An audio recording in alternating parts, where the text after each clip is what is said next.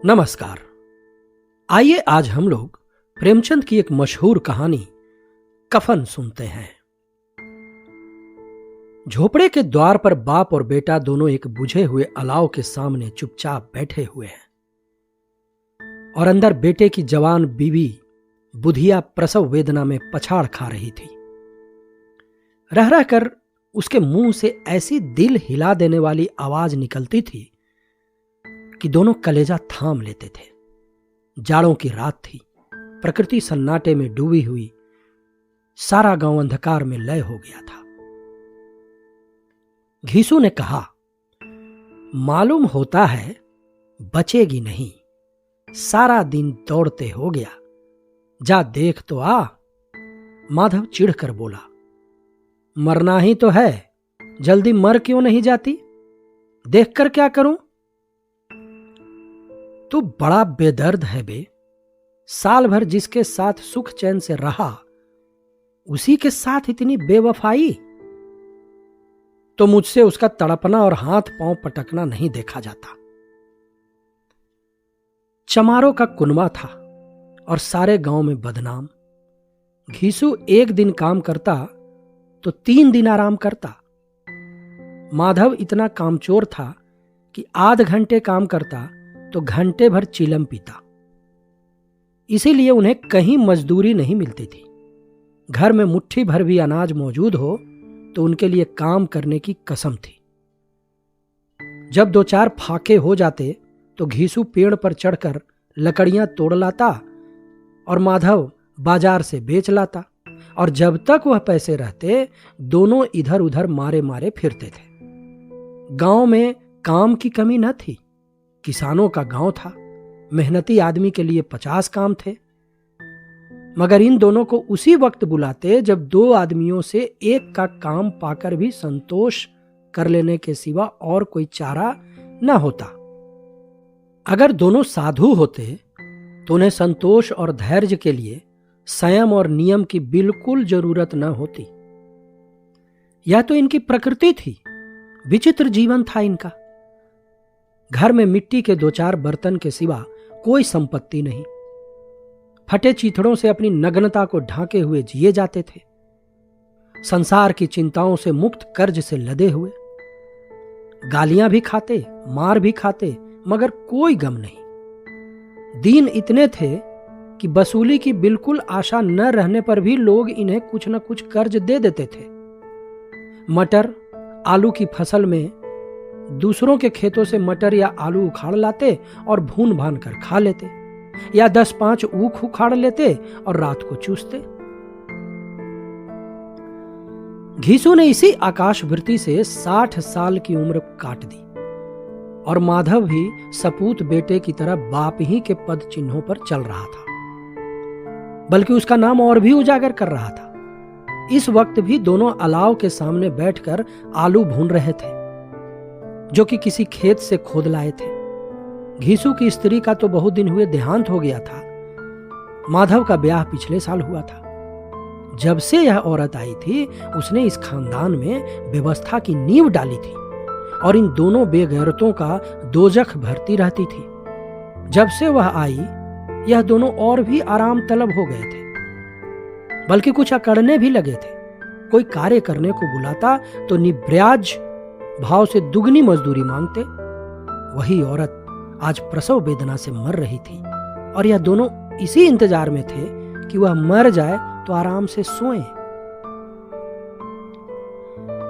घीसू ने आलू निकालकर छीलते हुए कहा, जाकर देख तो क्या दशा है उसकी। चुड़ैल का फिसाद होगा और क्या। यहां तो ओझा भी 1 रुपया मांगता है। माधव को भय था कि वह कोठरी में गया तो घीसू आलूओं का बड़ा भाग साफ कर देगा। बोला, मुझे वहां जाते डर लगता है। डर किस बात का है? मैं तो यहां ही हूं। तो तुम ही जाकर देखो ना। अरे मेरी औरत जब मरी थी तो मैं 3 दिन तक उसके पास से हिला तक नहीं, और फिर मुझसे लजाएगी कि नहीं? जिसका कभी मुंह नहीं देखा, आज उसका उघड़ा हुआ बदन देखूं? उसे तन की सूध भी तो न होगी। मुझे देख लेगी तो खुलकर हाथ पांव भी न पटक सकेगी। मैं सोचता हूं कोई बाल बच्चा हुआ तो क्या होगा। सोंठ गुड़ तेल कुछ भी तो नहीं है घर में, सब कुछ आ जाएगा। भगवान दे तो। जो लोग अभी एक पैसा नहीं दे रहे हैं वही कल बुलाकर रुपये देंगे। मेरे 9 लड़के हुए, घर में कभी कुछ न था, मगर भगवान ने किसी न किसी तरह बेड़ा पार ही लगाया। जिस समाज में रात दिन मेहनत करने वालों की हालत उनकी हालत से कुछ बहुत अच्छी न थी, और किसानों के मुकाबले में वे लोग जो किसानों की दुर्बलताओं से लाभ उठाना जानते थे वही ज्यादा संपन्न थे, वहां इस तरह की मनोवृत्ति का पैदा हो जाना कोई अचरज की बात न थी।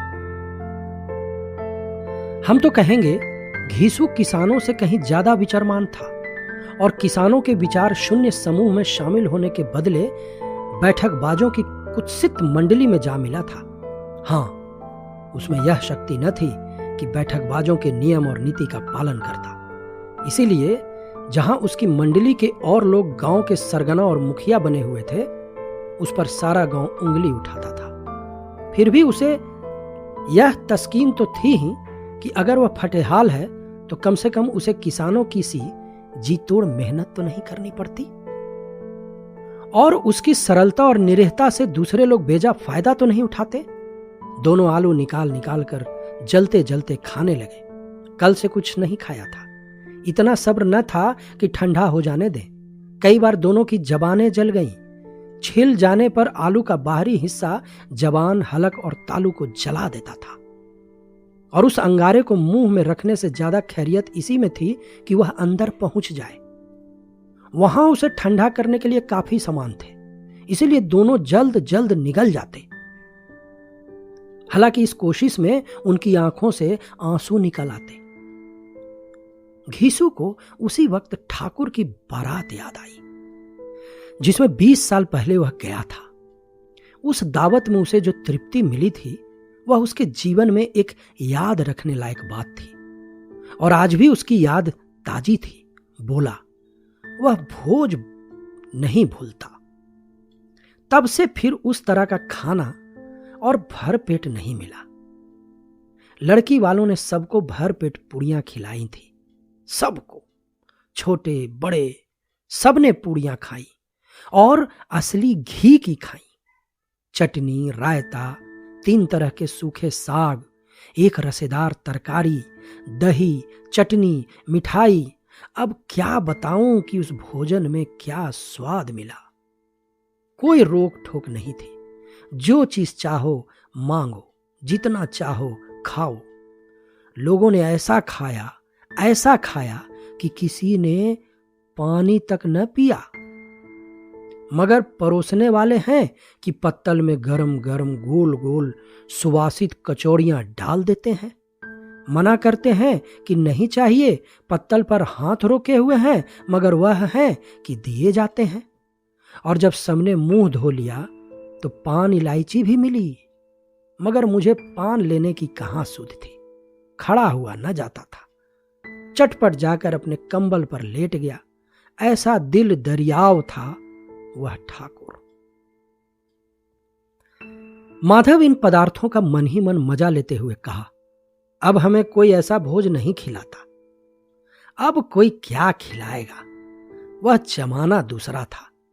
अब तो सबको किफायत सूझती है।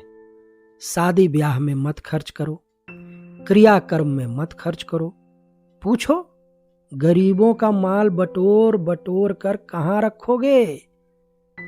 बटोरने में तो कमी नहीं है, हां, खर्च में किफायत सूझती है।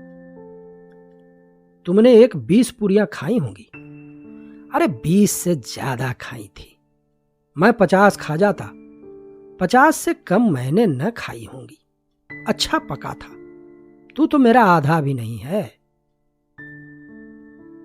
आलू खाकर दोनों ने पानी पिया और वहीं अलाव के सामने अपनी धोतियां ओढ़कर पांव पेट में डाले सो रहे, जैसे 2 बड़े बड़े अजगर गेड़ूलिया मारे पड़े हों, और बुधिया अभी तक कराह रही थी। सवेरे माधव ने कोठरी में जाकर देखा तो उसकी स्त्री ठंडी हो गई थी। उसके मुंह पर मक्खियां भिनक रही थी, पथराई हुई आंखें ऊपर टंगी हुई थी, सारी देह धूल से लथपथ हो रही थी। उसके पेट में बच्चा मर गया था। माधव भागा हुआ घीसू के पास आया। फिर दोनों जोर जोर से हाय हाय करने और छाती पीटने लगे। पड़ोस वालों ने यह रोना धोना सुना तो दौड़े हुए आए और पुरानी मर्यादा के अनुसार इन अभागों को समझाने लगे। मगर ज्यादा रोने पीटने का अवसर न था। कफन की और लकड़ी की फिक्र करनी थी। घर में तो पैसा इस तरह गायब था जैसे चील के घोंसले में मांस। बाप बेटे रोते हुए गांव के जमींदार के पास गए। वह इन दोनों की सूरत से नफरत करते थे। कई बार इन्हें अपने हाथों से पीट चुके थे, चोरी करने के लिए, वादे पर काम न आने के लिए। पूछा, क्या है बे घिसुआ, क्यों रोता है? अब तो तू कहीं दिखलाई भी नहीं देता। मालूम होता है इस गांव में रहना नहीं चाहता। घीसू ने जमीन पर सिर रखकर आंखों में आंसू भरे हुए कहा, सरकार, बड़ी विपत्ति में हूं। माधव की घरवाली रात को गुजर गई। रात भर तड़पती रही सरकार। हम दोनों उसके सिरहाने बैठे रहे। दवा दारू जो कुछ हो सका सब कुछ किया। मुद्दा वह हमें दगा दे गई। अब कोई एक रोटी देने वाला भी न रहा मालिक। तबाह हो गए, घर उजड़ गया। आपका गुलाम हूं। अब आपके सिवा कौन उसकी मिट्टी पार लगाएगा? हमारे हाथ में तो जो कुछ था वह सब तो दवा दारू में उठ गया। सरकार ही की दया होगी तो उसकी मिट्टी उठेगी। आपके सिवा किसके द्वार पर जाऊं? जमींदार साहब दयालु थे, मगर घीसू पर दया करना काले कंबल पर रंग चढ़ाना था। जी में तो आया कह दे, चल दूर हो यहां से। यूं तो बुलाने से भी नहीं आता, आज जब गरज पड़ी तो आकर खुशामद कर रहा है। हरामखोर कहीं का, बदमाश। लेकिन यह क्रोध या दंड देने का अवसर न था। जी में कुढ़ते हुए 2 रुपये निकालकर फेंक दिए, मगर संतावना का एक शब्द भी मुंह से न निकला। उसकी तरफ ताका तक नहीं, जैसे सिर का बोझ उतारा हो। जब जमींदार साहब ने 2 रुपये दिए तो गांव के बनिए महाजनों को इनकार का साहस कैसे होता? घीसू जमींदार के नाम का ढिंढोरा भी पीटना जानता था। किसी ने 2 आने दिए, किसी ने 4 आने दिए। 1 घंटे में घीसू के पास 5 रुपये की अच्छी रकम जमा हो गई। कहीं से अनाज मिल गया, कहीं से लकड़ी। और दोपहर को घीसू और माधव बाजार से कफन लाने चले। इधर लोग बांस वांस काटने लगे। गांव की नर्म दिल स्त्रियां आ आकर लाश देखती थीं और उसकी बेकसी पर 2 बूंद आंसू गिराकर चली जाती थी। बाजार में पहुंचकर घीसू बोला, लकड़ी तो उसे जलाने भर को मिल गई है, क्यों माधव? माधव बोला, हां, लकड़ी तो बहुत है, अब कफन चाहिए। तो चलो कोई हल्का सा कफन ले लें। हाँ और क्या, लाश उठते उठते रात हो जाएगी। रात को कफन कौन देखता है? कैसा बुरा रिवाज है कि जिसे जीते जी तन ढाकने को चिथड़ा भी न मिला, उसे मरने पर नया कफन चाहिए। कफन लाश के साथ ही तो जल जाता है, और क्या रखा रहता है। यही 5 रुपये पहले मिलते तो कुछ दवा दारू कर लेते।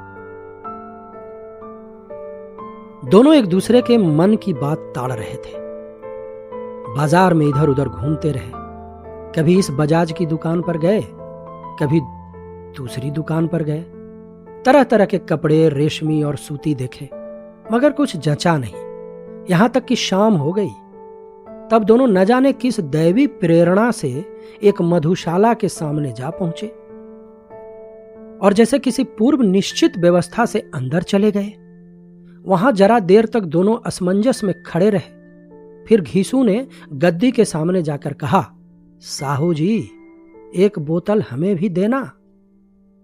उसके बाद कुछ चिखौना आया, तली हुई मछली आई और दोनों बरामदे में बैठकर शांतिपूर्वक पीने लगे। कई कुजियां ताबड़तोड़ पीने के बाद दोनों सरूर में आ गए। घीसू बोला, ये कफन लगाने से क्या मिलता? आखिर जल ही तो जाता, कुछ बहू के साथ तो न जाता। माधव आसमान की तरफ देखकर बोला, मानो देवताओं को अपनी निष्पापता का साक्षी बना रहा हो। दुनिया का दस्तूर है, नहीं लोग बाभनों को हजारों रुपये क्यों दे देते? कौन देखता है परलोक में मिलता है या नहीं? बड़े आदमियों के पास धन है, फूंके, हमारे पास फूंकने को क्या है? लेकिन लोगों को जवाब क्या दोगे? लोग पूछेंगे नहीं कफन कहां है? घीसू हंसा, अबे कह देंगे कि रुपये कमर से खिसक गए, बहुत ढूंढा मिले नहीं। लोगों को विश्वास ना आएगा, लेकिन फिर वही रुपये देंगे। माधव भी हंसा इस अनपेक्षित सौभाग्य पर, बोला, बड़ी अच्छी थी बेचारी, मरी तो खूब खिला पिलाकर। आधी बोतल से ज्यादा उड़ गई। घीसू ने 2 सेर पूड़ियां मंगाई, चटनी, अचार, कलेजियां। शराब खाने के सामने ही दुकान थी। माधव लपक कर 2 पत्तलों में सारे सामान ले आया। पूरा 1.5 रुपया खर्च हो गया, सिर्फ थोड़े से पैसे बचे रहे। दोनों इस वक्त इस शान में बैठे पूड़ियां खा रहे थे जैसे जंगल में कोई शेर अपना शिकार उड़ा रहा हो। न जवाबदेही का खौफ था, न बदनामी की फिक्र। इन सब भावनाओं को उन्होंने बहुत पहले ही जीत लिया था। घीसू दार्शनिक भाव से बोला, हमारी आत्मा प्रसन्न हो रही है तो क्या उसे पुण्य न होगा? माधव ने श्रद्धा से सिर झुकाकर तस्दीक की, जरूर से जरूर होगा। भगवान तुम अंतर्यामी हो, उसे बैकुंठ ले जाना। हम दोनों हृदय से आशीर्वाद दे रहे हैं। आज जो भोजन मिला वह कभी उम्र भर न मिला था। एक क्षण के बाद माधव के मन में एक शंका जगी।